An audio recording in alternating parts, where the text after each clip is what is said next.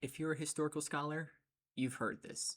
If you're an older person who likes to listen to music or you like to listen to older music, you've heard this before. If you read the Bible and you like wisdom literature from the Bible, you've heard this. I'm, of course, talking about Ecclesiastes chapter 3, verses 1 through 8.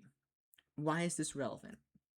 Well, before I read this, we need to talk about what the heading is, what this section of the Bible is. And Ecclesiastes is a reflection on life from Solomon as he's in his older years. And this is titled A Time for Everything. It reads a little bit like a poem. So keep in mind as you're listening to what I'm about to read that there's a purpose for what you're going through and what you're not going through, and when you get to where God has you intended to go. With that being said, here's Ecclesiastes chapter 3, verses 1 through 8. There's a time for everything, and a season for every activity under the heavens. A time to be born, and a time to die. A time to plant, and a time to uproot. A time to kill, and a time to heal. A time to tear down, and a time to build. A time to weep, and a time to laugh. A time to mourn, and a time to dance.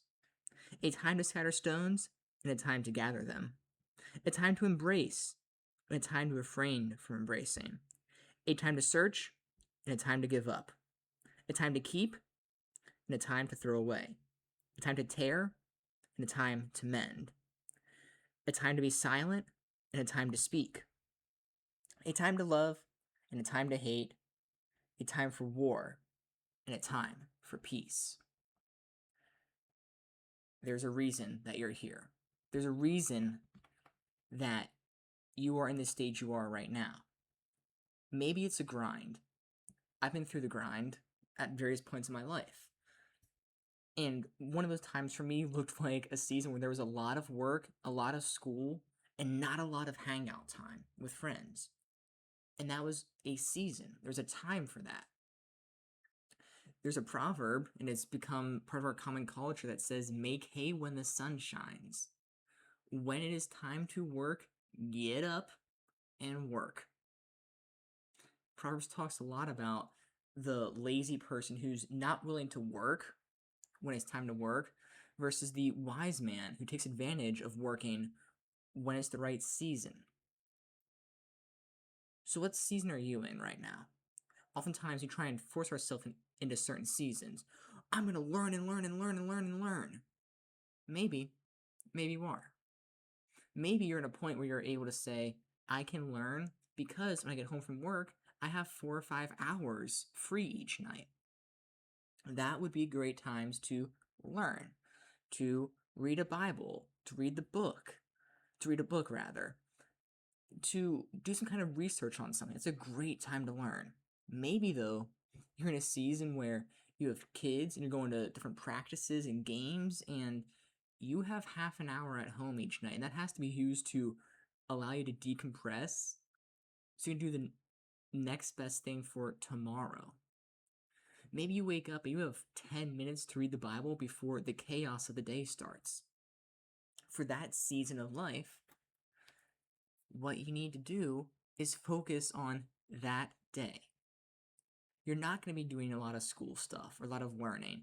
You might not be going to the gym a lot in that season, but you're going to be pouring out in other ways. Maybe while you're having these busy days at work or at practices, you can just talk to others about Jesus. That's a great time to build your social circle.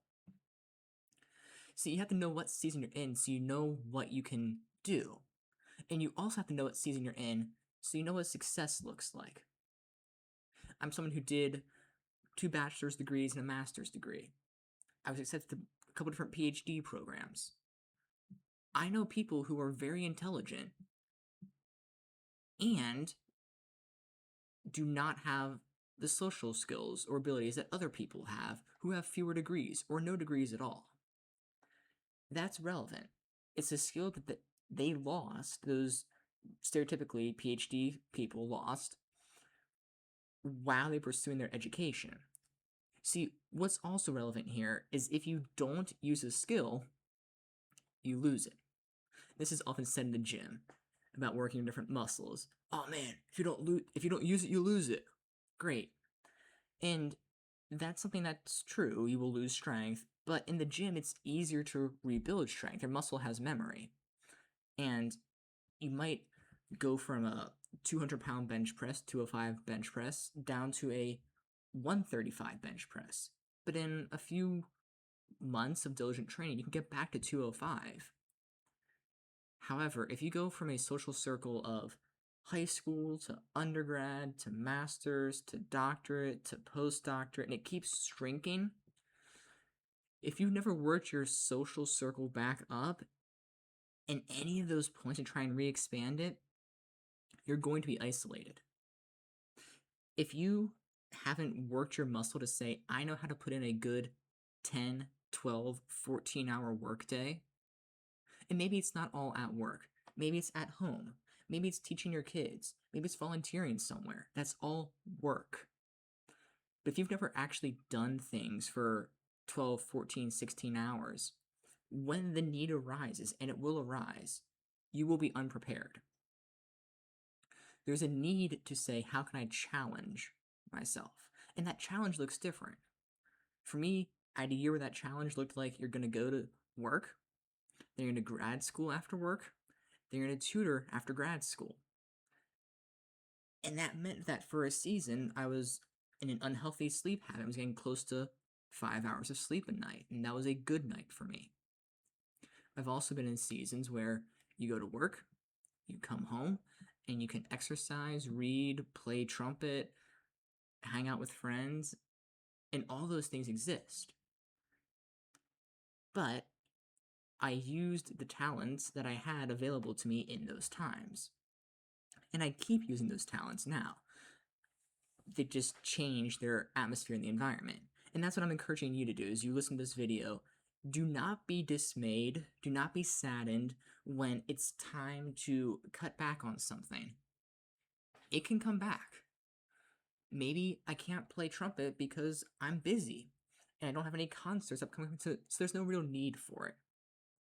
But as your schedule lightens up and you find out, oh, I have 3, 4, 5 hours a week that I don't have anything to do, and then you can start playing your instrument again. You can maybe find a community band and start doing that sort of stuff.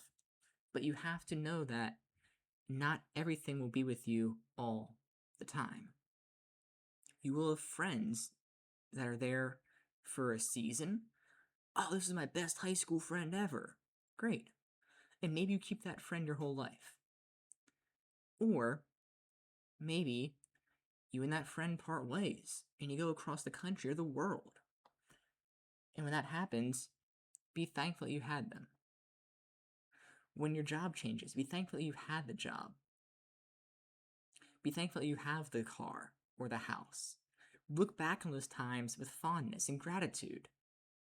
And then also look to the future and say, and now I'm going to seize this moment as a way to honor God, as a way to honor myself, as a way to honor the opportunity that has been presented to me. And by doing those 3 things, you will not only have gratitude for the situation, you'll have hope, you'll have enjoyment, and you'll have peace as you go through these changes. Just remember, there's a time for everything. A time to be born, a time to die, a time to plant, and a time to uproot, a time to love, and a time to hate, a time for war, and a time for peace. Dear Jesus, thank you for giving us all these different times in our life. Thank you for not having to force us into different situations or seasons and allowing us to embrace the ebbs and flows, the changes that come with life. Help us to lean on to you, God, so that we can fully recognize your wisdom and your might. Help us to stay strong in you and to keep rooting ourselves around your truths. In your name I pray. Amen. All right. Have a great day. See you tomorrow.